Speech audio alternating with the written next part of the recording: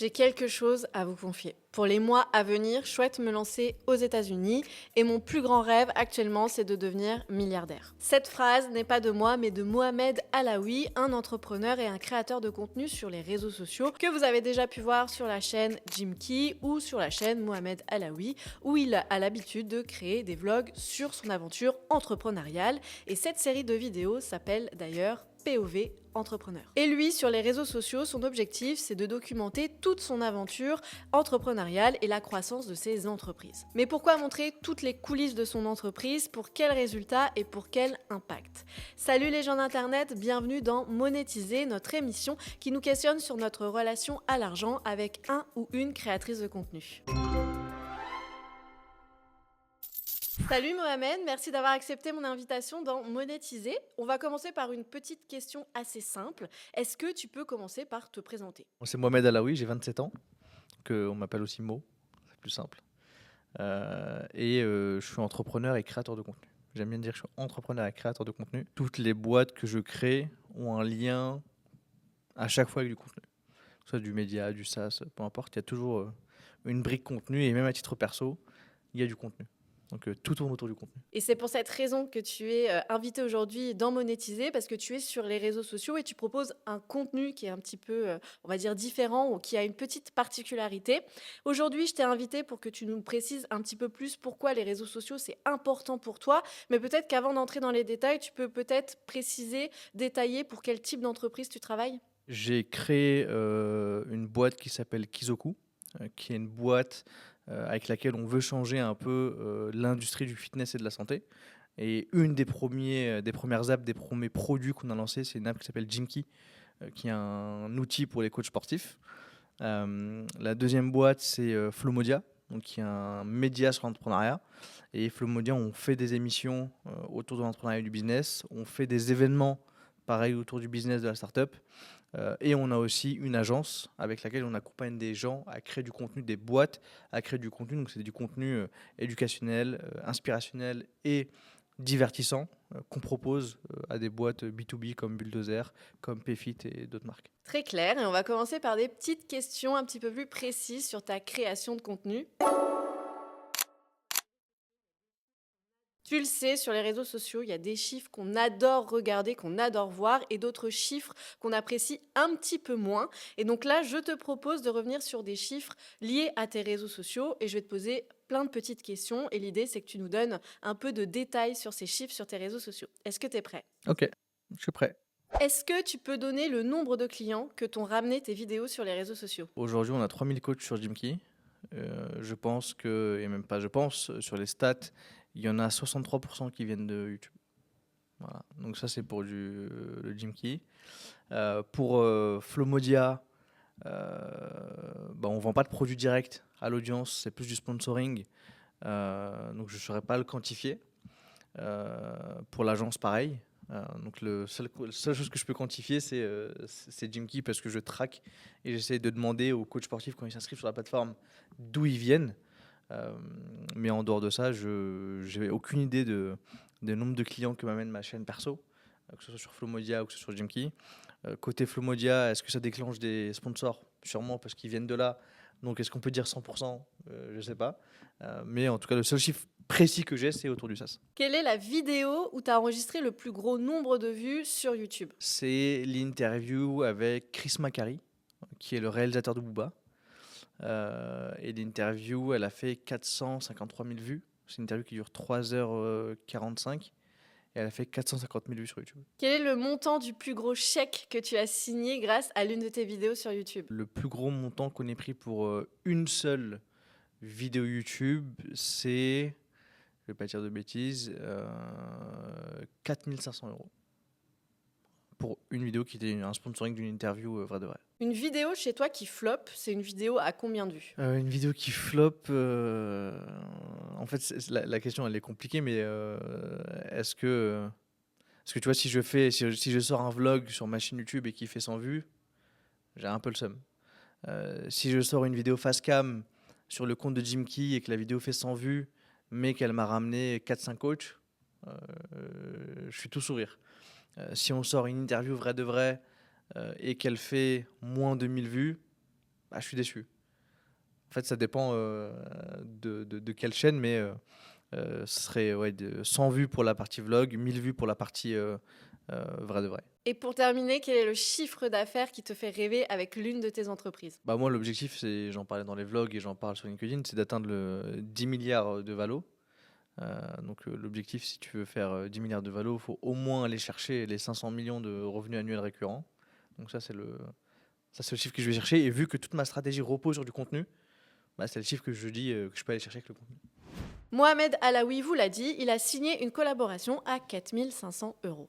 Et ça, c'est un chiffre que l'on a apprécié entendre. Mais il y en a plein d'autres qui peuvent vous réjouir. Car chez Fortuneo, la banque en ligne la moins chère, c'est 0 € de frais pour l'ouverture d'un compte, 0 € par mois pour une carte Gold sous certaines conditions, ou encore une banque 100% accessible sur mobile via une application intuitive. Et ça n'est pas terminé puisque Fortuneo vous offre également 80 € pour l'ouverture d'un compte. Et Fortuneo, c'est également le partenaire de cette série de vidéos qui s'appelle Monétiser. Vous allez pouvoir retrouver tout au long de l'année plusieurs épisodes sur le rapport à l'argent et aux chiffres sur les réseaux sociaux des créateurs et des créatrices de contenu. Maintenant, je vous laisse avec Mohamed Alaoui qui a d'autres chiffres à vous partager que vous allez apprécier ou non entendre. Avant de continuer, j'ai une petite précision à te faire, c'est que juste devant toi, tu as un buzzer et je vais te demander durant cette interview de l'actionner 2 à 3 fois pour que je puisse te questionner avec une question un petit peu plus challengeante. Donc il suffit juste à un moment où tu le souhaites de l'actionner et comme ça on passe à une petite question, on va dire un peu croustillante. Bah, je vais pas buzzer alors. Ah bah si. Avec Monétiser, nous on aime bien parler de la relation qu'on peut avoir avec les chiffres et l'argent.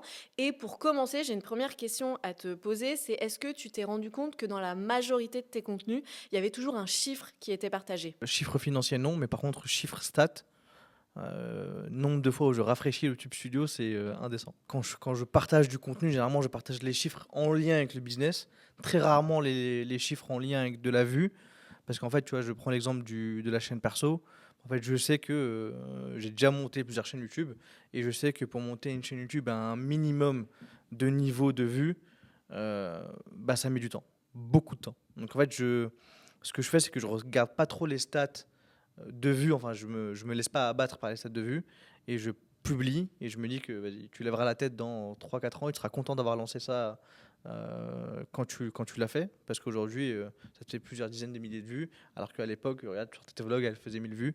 Donc j'en parle pas dans les contenus, mais c'est un truc quand même que je regarde, parce que j'ai envie de voir quand même les chiffres monter. Pourquoi c'est si important d'être au courant de tes chiffres et d'être au courant de ta croissance? Bah déjà, de l'ego. Savoir que quand tu fais du contenu, bah quand même, il y a quand même des vues qui sont là avec des personnes qui sont intéressées par le contenu. Deux, de savoir que tu proposes du bon contenu. Parce qu'encore une fois, on a beau chier sur les algorithmes, mais c'est très froid. Tu sors des vidéos qui fonctionnent, c'est que les gens aiment. Tu sors des vidéos qui ne fonctionnent pas, c'est que les gens n'aiment pas. Donc l'algorithme, c'est les gens. Et ça me permet un peu de voir, ok, par exemple, rien que sur mes vlogs, quand on regarde des mécaniques, c'est, ok, celui-là, il a performé. Pourquoi? Qu'est-ce qui a fait que celui-là a fonctionné? Qu'est-ce qu'on a dit dedans? Ah bah tu vois, celui-là était plus court. On a remarqué que la moyenne des vlogs, c'était 30-32 minutes pour que les gens apprécient et continuent à le regarder sur le long terme. Plus, il y a moins de clics. Moins, il y a aussi moins de clics parce que potentiellement ils disent qu'il n'y a pas assez à manger dedans. Les gens ils aiment bien quand tu vois, ils restent plus longtemps, quand tu rigoles, quand il y a de l'humour. Quand tu enchaînes tes rendez-vous, tes calls, c'est un peu chiant, c'est un peu redondant. Euh, c'est à ça que ça la vue, c'est de pouvoir mesurer le succès ou pas d'une vidéo, parce qu'au final, c'est avec ça qu'on le mesure. Tu mesures le succès de tes vidéos via tous ces chiffres que tu peux retrouver sur les réseaux sociaux. Mais tout à l'heure, tu as dit qu'avec Jimki, tu regardais également combien est-ce que de clients ça pouvait te rapporter. Sur Jimki, à l'inverse de Flomodia et de ma chaîne perso, les chiffres, une bonne vidéo, c'est une vidéo qui fonctionne. Mais si je sors, en fait, j'ai aucun problème à sortir du contenu très niché, par exemple sur la chaîne de Jimki, où je vais parler à à une certaine typologie de coachs sportifs qui vont se sentir concernés que par cette vidéo et qui va faire peut-être 300 vues. Et pour le coup, en fait, ces 300 vues-là, ça va peut-être me générer 10 clients. Et je préfère regarder sur la chaîne de Jimki à la fois les vues, puisque c'est intéressant, mais c'est secondaire contrairement aux autres chaînes. C'est-à-dire que la chaîne de Jimki doit servir à générer de nouveaux clients qui utilisent l'outil, le logiciel, et pas simplement pour mon ego, contrairement à ma chaîne principale. Du coup, pourquoi tu as ouvert ta chaîne principale sur YouTube? C'était pour flatter ton ego ou est-ce qu'il y avait vraiment une autre ambition derrière? Non, parce que ma chaîne perso, elle est ouverte depuis 2016. Donc, je remonte sur la chaîne, tu vas avoir des vlogs du tout début de mon aventure, avant même que je crée Jimkey, avant même que je crée Flomodia. Tu me voyais dans ma chambre en train d'apprendre des concepts business, d'apprendre à vendre, etc. Ce que je voulais, c'est de pouvoir documenter. En fait, et je pense que ça rejoint cette partie ego, c'était pouvoir de me dire, ok, bah, dans 10-15 ans, je peux montrer à tout le monde que, bah regarde, le mot de 2015-2016, il n'avait pas de diplôme, il n'avait pas d'oseille, il a grandi en banlieue, il a grandi en cité, ses parents, ils n'avaient pas un réseau de dingue, c'est filmé, donc j'ai la preuve, on le voit. Et aujourd'hui, bah, si on regarde le mot qui a évolué, qui a grandi, qui a fait avancer le business, bah, en fait, on a le chemin, on sait par où il est passé, on sait d'où il est parti. Ça peut être cool pour moi, ça peut être cool pour mes enfants demain, ça peut être cool. Mais ça revient à de l'ego, c'est-à-dire que c'est moi qui montre ma life qui est passée. Ça permet d'inspirer, mais finalement, quand tu dis que tu veux inspirer, ça rejoint quand même de l'ego. Euh, c'est de l'ego. Si on revient à ça, c'est de l'ego. C'est des opportunités, parce que du coup, tu vois, quand je filme mes vlogs, bah, en fait, c'est des personnes qui m'invitent sur des podcasts, qui m'invitent à venir filmer du contenu avec eux parce qu'ils veulent être dans le vlog.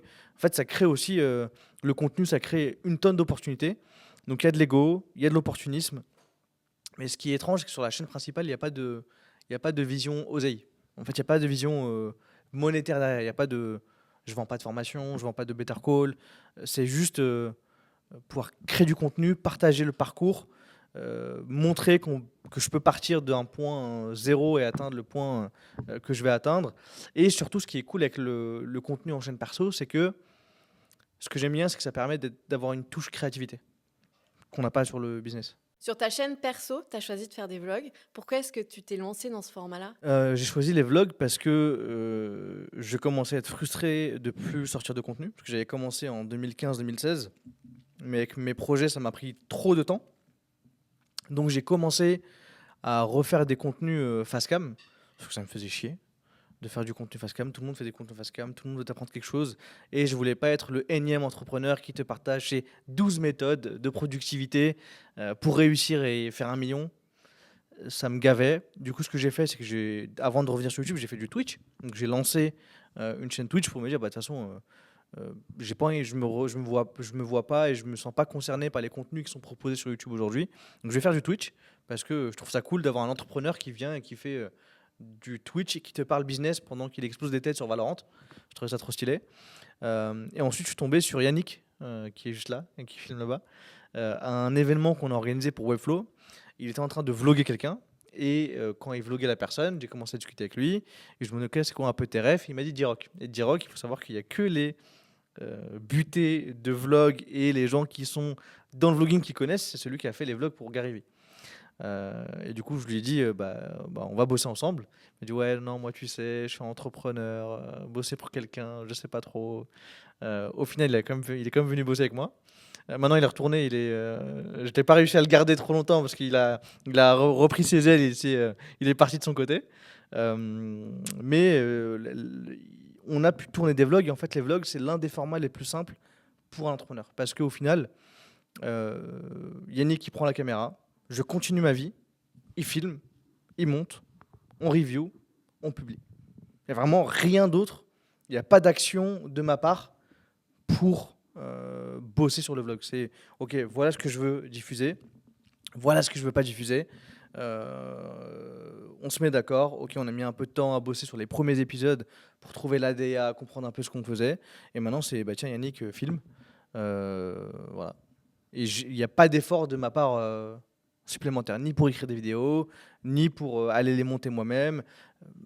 Aucun effort. Super intéressant, mais je vais te demander, je vais t'imposer de buzzer là tout de suite parce que j'ai une petite question qui me vient à l'esprit et qui peut te challenger un petit peu.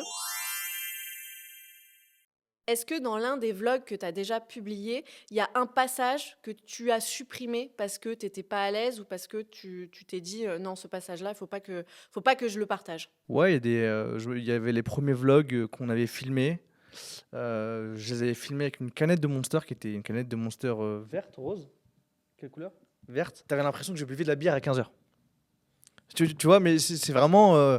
Et je regarde les rushs et je me dis, mais en fait, je parlais et je tenais ma canette. Mais vraiment, je la tenais comme si j'avais une canette de bière à la main. Et j'étais en mode, bah, en fait, non. L'image que je dégage là dans ce contenu, ça me va pas.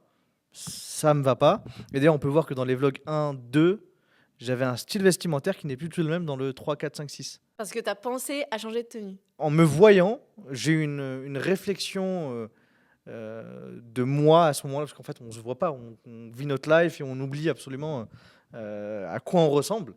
Et en 2018-2019, quand j'étais head of sales, je faisais beaucoup d'argent et je m'habillais très bien, costume 3 pièces. Moi, j'adore les costumes. Et pendant toute la phase startup, je suis revenu en sweatshirt, mais avec des pantalons pas ouf, des baskets pas ouf. Et le combo de ça, plus cette canette, m'a vraiment dérangé. Et je suis parti, je crois que c'était dans la même semaine ou la semaine d'après, refaire toute ma garde-robe pour me dire, ok, bah, je reviens, je me refais mes vêtements comme je les aime. Et je regarde vraiment, il y a un contraste entre le vlog 2, 3 et tous ceux qui suivent après. Il y a vraiment un changement de style de dingue parce que ce moment-là m'avait marqué. Et c'est l'un des moments où j'ai dit, bah écoute, supprime ça parce que déjà c'est fou de se laisser aller autant pendant ces années, pendant que tu bosses. Et en plus de ça, tu le montres dans des vlogs. Donc maintenant que tu l'as dans les vlogs, bah vas-y, rebouche-toi. C'est quelle image tu veux te dégager de toi. Celle actuellement, c'était pas la bonne. Pourquoi tu as choisi de publier des vidéos sur YouTube et pas sur une autre plateforme? Parce que YouTube, pour moi, c'est la meilleure plateforme qui soit. Et ça, j'y croyais depuis 2016, j'y crois toujours encore, parce qu'en fait, c'est la plateforme qui te permet de créer du contenu long, qui te permet d'avoir une communauté qui est engagée. Donc les vues sont beaucoup plus complexes à avoir, c'est beaucoup plus galère. Mais les vues ont plus de poids sur YouTube que sur d'autres plateformes. Est-ce que tu es aussi sur YouTube parce que c'est une plateforme qui facilite la mise en place de liens traqués dans les barres de description, etc. Et du coup, ça te facilite un peu mieux la vie si tu veux mesurer l'impact de tes contenus? En chaîne perso, je ne traque rien. Sur Flomodia, il n'y a rien qui est traqué si ce n'est quand on a des sponsors. Eux, du coup, ils nous envoient un lien traqué. Pour Jimky, là, pour le coup, ouais, tout est traqué. Mais en fait, le tracking, il fonctionne aussi sur Insta, il fonctionne sur TikTok, parce qu'en fait, on peut savoir si les gens viennent de TikTok, de Insta, et on touche plus de monde sur le papier. Donc, c'est pas une question de tracking, c'était plus une question de plateforme. Le contenu qu'on peut faire sur YouTube est beaucoup plus deep que du contenu qu'on peut faire sur d'autres plateformes. Tu l'as un peu dit tout à l'heure, être sur les réseaux sociaux, ça permet également de travailler un peu ton image d'entrepreneur, donc d'être invité sur des podcasts ou sur d'autres événements. C'était important pour toi aussi de travailler cette image d'entrepreneur sur les réseaux sociaux? C'est parce que quand on est entrepreneur, les gens ils savent pas forcément ce que tu fais. Tu peux être seul dans ton aventure ou te sentir seul.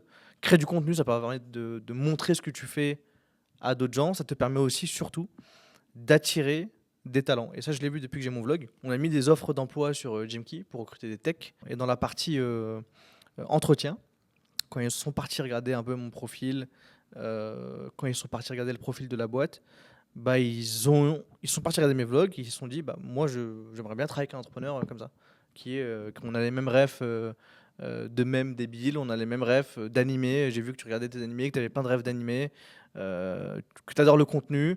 Et en fait, c'est des leviers qui permettent d'attirer les bons talents, d'attirer les bons partenaires, d'attirer les bons teammates. Et je trouve que c'est important pour ça. Parce que du coup, ma chaîne perso, je crée pas du contenu pour les coachs sportifs sur ma chaîne perso. Donc il n'y a aucun lien avec Jimky.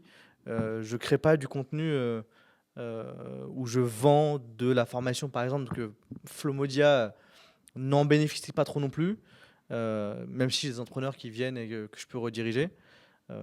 Mais c'est pas pour un point de vue financier en tout cas.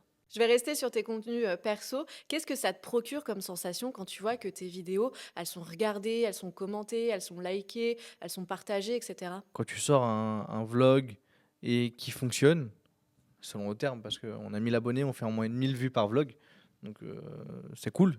Bah ouais, t'es ultra content. Tu dis, en fait, tu fais du contenu, les gens regardent, les gens te posent des questions, les gens viennent t'envoyer des messages, les gens te demandent si tu recrutes. Évidemment que là, l'ego, il est flatté, tu es content. Je pense qu'il y a une dose de dopamine aussi quand tu refreshes le YouTube Studio et que tu vois tout en vert. Non, franchement, c'est une bonne sensation à avoir. Est-ce qu'avec tes vidéos, tu avais un objectif bien précis, par exemple atteindre les 200 vues sous chacune de tes vidéos, ou juste cette ambition de tout documenter? C'est un peu des 2 parce qu'en fait, quand tu bosses en team, tu es obligé d'avoir une métrique parce que sinon, comment est-ce que tu incentives les gens à bosser, à publier, à produire? Donc il y avait quand même une incentive où on se disait: «OK, ça serait cool, si d'ici, 1 an et demi, on arrivait à atteindre les 50 000 abonnés sur YouTube». Ça, c'était une donnée chiffrée parce qu'en fait, ça nous permet de produire, d'avoir plus de réflexion sur la production et pas juste de produire, sortir. Ok, next time, produire, sortir, next time, sans chercher à améliorer. Donc il y avait cet objectif de 50 000, mais sinon, le vlog, moi, je le vois vraiment comme de la documentation. Et je sais que dans tous les cas, bah, en fait, un jour ou l'autre, ça va prendre. Il y avait, je sais plus avec qui je parlais de ça, mais je crois que c'était avec Nash Befit, bref, avec plusieurs créateurs de contenu où en fait tu es à une vidéo d'exploser. Laquelle?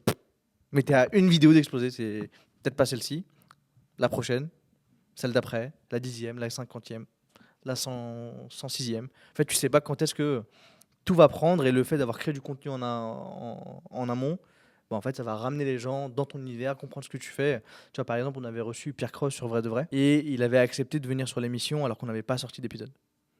Et Pierre Cross, à l'époque, nous avait dit: les gars, je viendrai sur l'émission quand vous aurez sorti 5, 6, 7 épisodes. Histoire que quand vous le sortez, que moi j'envoie mon trafic et que les gens sachent ce que vous faites. Comme ça, quand vous explosez, les gens en fait comprennent ce que vous faites et voient que vous avez déjà un historique. Et du coup, c'est pour ça que quand je crée du contenu, je me dis: ok, bah, on l'a sorti, cool. Celui-là, il a fonctionné, tant mieux. Il n'a pas fonctionné, c'est pas grave. Le prochain, il fonctionnera peut-être. Il n'y a pas vraiment d'incentive là-dessus. Si on fait un vlog qui fait 200 vues, je serais putain, fait chier. Il y a quoi qui va pas alors que les autres ils font 1000 vues.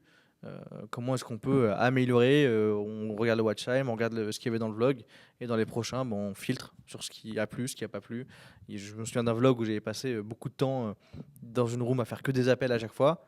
Bon, le watch time il était moins élevé que les autres. Du coup, bah, ok, bah, on va peut-être cutter les moments vlog. Ah putain, pour ce vlog, on n'a pas assez de rushs qui sont intéressants. Ah bah écoute, on va combiner le vlog X avec le prochain, comme ça on a du contenu, de la matière, histoire qu'on aille chercher les objectifs dessus. Bon, je vais buzzer pour toi parce que là, j'ai une question challengeante qui me vient à l'esprit.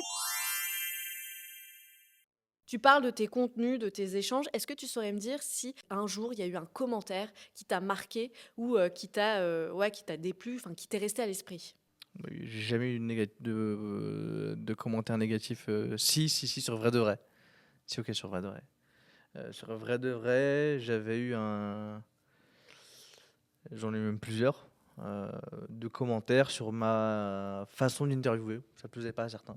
Notamment sur l'interview avec Chris Macari. Je sais plus ce qu'il avait marqué. Mais en tout cas, c'était. C'est Kiss Google qui fait des interviews rap. Il y comprend rien. C'est vraiment le max qu'il y a pu avoir, quoi. Ok, et ça t'a pas plus touché que ça? Évidemment, il y a l'ego qui en prend un coup quand tu le lis. Et puis tu es en mode. En tout cas, j'ai interviewé Chris Macari, il a passé un moment, il a kiffé. La vidéo, elle fait des perfs. Donc, tu penses que j'ai mal interviewé? Bah, les stats me disent que non. Donc, pour moi, ça me va. Mais évidemment, quand tu lis un commentaire qui est un peu relou, ça te touche un peu, quoi. T'es en mode, ah, le bâtard. Tout à l'heure, tu as expliqué que tout documenter, c'était une manière pour toi de montrer que tu arrives à atteindre l'un de tes objectifs. Pourquoi est-ce que c'est autant important de montrer que tu peux réussir et le montrer au plus grand nombre? Bah, en fait, parce que déjà, de un, quand c'est dit publiquement, bah, t'as une petite pression. T'es en mode, ah, mais putain, j'ai ouvert ma gueule, il faut peut-être que j'avance. Deux, quand tu le dis, bah, en fait, les gens t'aident. Quand les gens savent là où tu veux aller, bah, en fait, tu les embarques plus facilement dans ton aventure. Ils ont envie de t'aider. Ah putain, tu veux devenir milliardaire? Bah écoute, il y a lui là qui a son pote qui est milliardaire. Tu devrais peut-être lui poser quelques questions. Ah, t'es milliardaire? Bah ouais, ce qu'ils font les milliardaires. Moi, j'ai un pote à moi, il l'a fait et il a fait ça, ça et ça. En fait, les gens, tu crées une émulsion autour de toi, autour de ton projet, et les gens ont envie de t'aider. Donc c'est pour ça que j'en parle et que je le dis. Si tu le dis pas, bah, en fait, tu es dans ton coin, il y a personne qui t'aide, il y a personne qui va se dire, ok, bah, c'est vrai que Mo, il veut devenir milliardaire, il a un média et je pense que je peux le brancher avec Vincent Bolloré. Je dis une bêtise. Parce que ça peut peut-être l'aider sur certains points. En fait, ça permet d'avoir des gens qui viennent t'aider naturellement parce qu'ils savent ce que tu veux faire, où tu vas.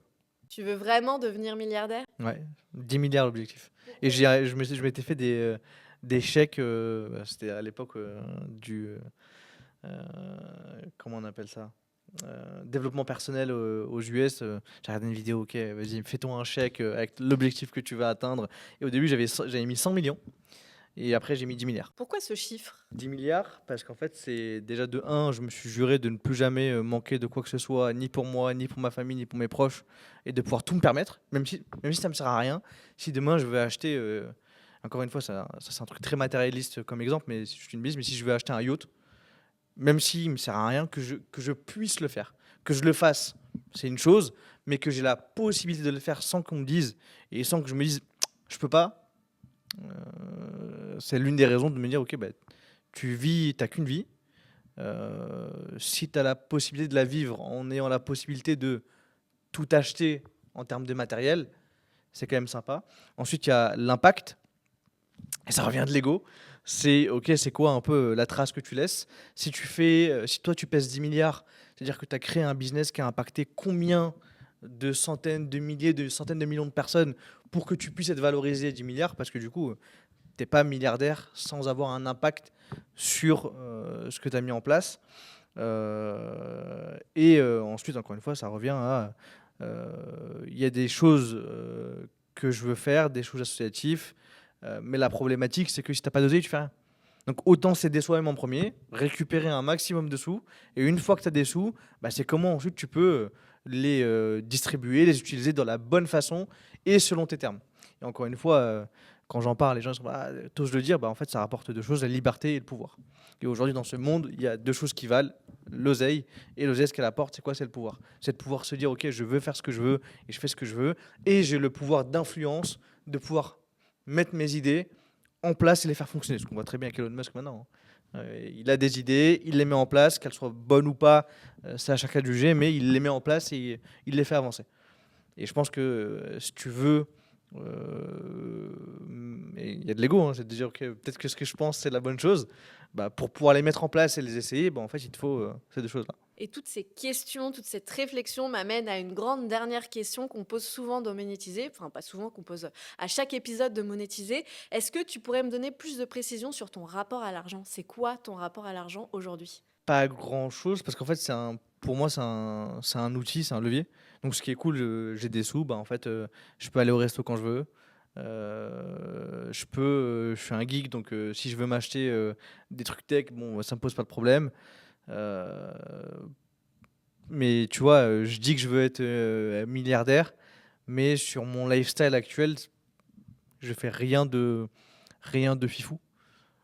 Parce qu'en fait, je suis pas encore, mais parce que je préfère. En fait, je suis toujours dans la construction. C'est que, ok, bah, j'ai fait rentrer tant, bah, ok, bah, on va les remettre, on va investir, on peut faire plus de vlogs, on peut faire plus de contenu. Ok, bah, j'ai telle idée de business, bah, ok, on va le faire, on va le mettre en place, on va investir, on va faire des choses. En fait, pour l'instant, c'est plus un levier. Donc, le rapport à l'argent, c'est ok, bah, t'as de l'oseille, comment tu le réinvestis? Comment est-ce que tu avances? Parce que tant que j'ai pas atteint ce palier-là, bah, je pense que je vais continuer à investir, à être en mouvement. Et même quand je aurai atteint ce palier-là, bah, je pense que je m'en serais fixé déjà un autre plus élevé. Je vois que j'arrive vers les 8 milliards. Peut-être viser 80. Donc c'est vraiment cette sensation de liberté. C'est liberté, liberté, liberté. Merci beaucoup Mohamed d'avoir été avec nous dans cet épisode de Monétiser et je te dis à très vite sur tes réseaux sociaux.